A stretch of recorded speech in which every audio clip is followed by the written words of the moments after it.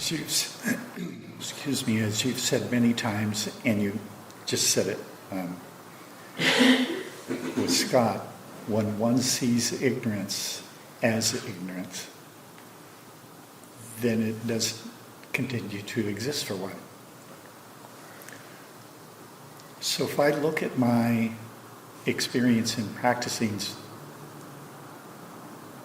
to try to identify the ignorance truly as ignorance, it seems like many times I've had a deep experience of not being the body. One of the first ones that I recall that was very deep was when we were taking Pradakshina around Arunachala. And I remember we were walking in a group, and it became very clear I was not in a body. There was this body walking, there was this sensory input of that, but that was not I. And then I remember looking over and seeing others in the group, and it was like, wait a minute, those bodies don't mark off beings. And the experience was that one undivided essential existence. So my question is that it seemed in that the ignorance of misidentifying with the body was clearly not so. And that should have been the end of it. But it was not the end of it. Now, the degree of misidentifications with the body since then is certainly less so. But I'm trying to figure out what is it that I'm missing. Is that the self-knowledge component in that experience that I'm not fully understanding?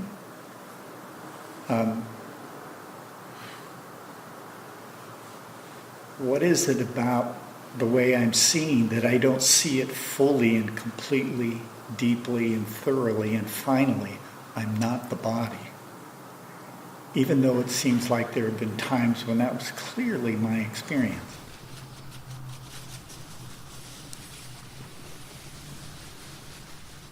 What is the nature of the one who says, my experience, I knew I was not the body, but I mistake myself for the body again? This and other ideas are for someone. What is his nature?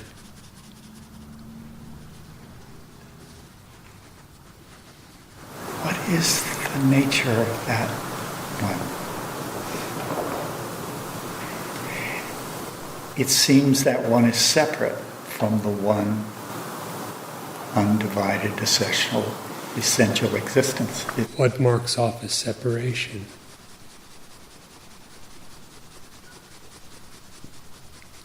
It seems to start with the idea just of being separate without any form.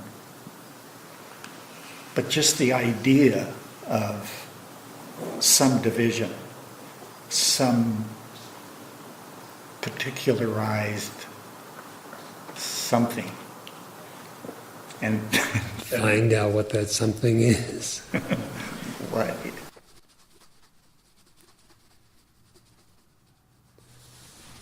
The form attributed to that something is the body, gross or subtle.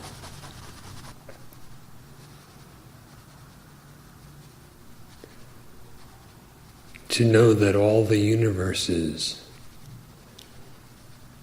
revolve around and in the one absolute undivided essential existence, Shiva, is Pradakshina.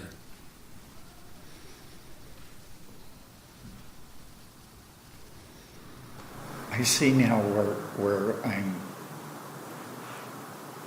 at least I think I do. And you pointed it to me last week. And that is not finding out who that one is made out of that appears to be the second one that I claim as myself. Because last week I said something and you said, well, look at that one. What's he made out of? And that's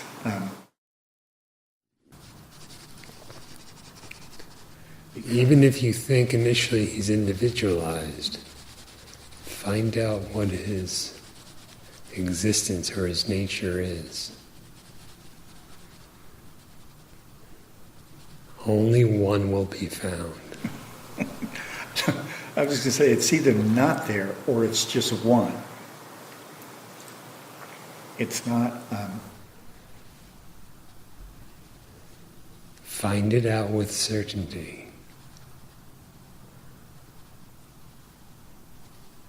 I was going to ask, how do I do that? But it's an obvious. You have to find it out. It's not outside of my grasp to figure that out. And if it appears so, who is the one who's got that going on? Find out his nature again. If the illusion of individuality superimposed on the non-dual reality is to dissolve, certainly everything that's based on that individuality, all kinds of thinking, must dissolve as well.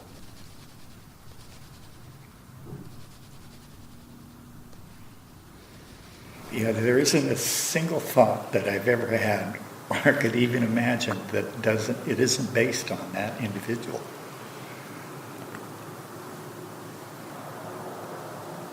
They don't seem to happen for my existence. It's not going on there.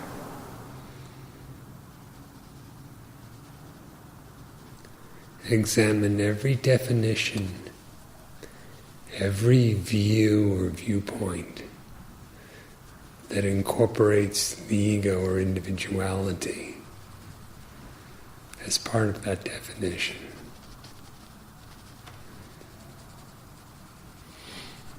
Examine every definition, every viewpoint, opinion, idea, etc., that incorporates the I am the body misconception within it.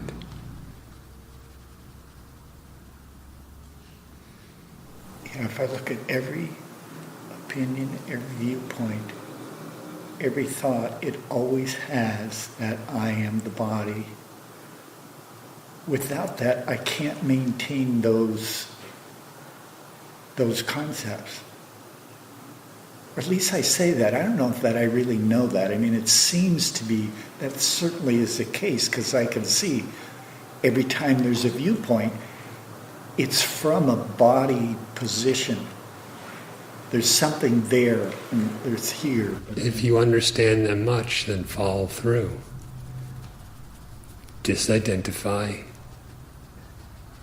free yourself, and abandon the definition, the viewpoint, the pattern of thinking, etc. Abandon it in the knowledge that it is not true, and that it is not yourself that it's based on.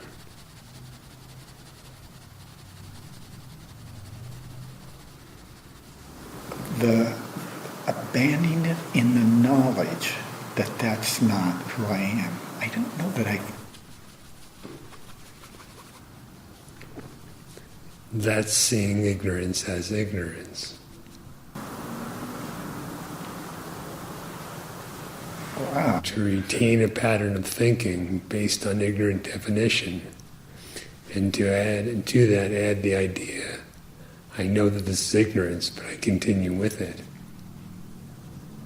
That's it. That's not really what's being indicated. That's ignorance upon ignorance upon ignorance. When we have knowledge, ignorance becomes impossible.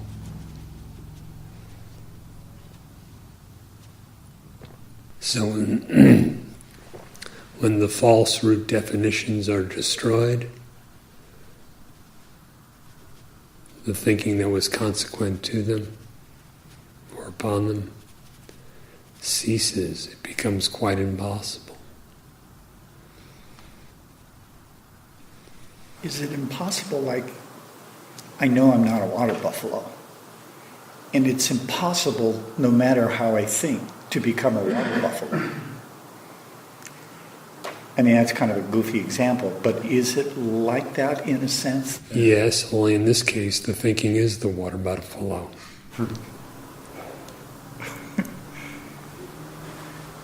Thinking is the water. Whoa.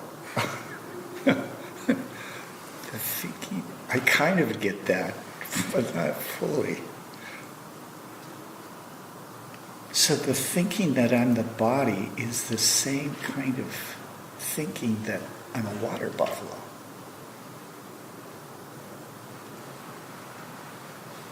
That's pretty absurd.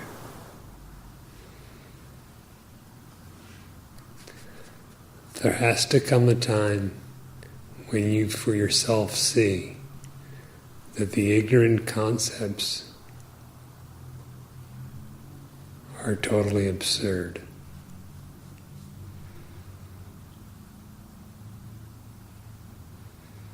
You will then not conjure them up, nor will you adhere to those that were previously conjured.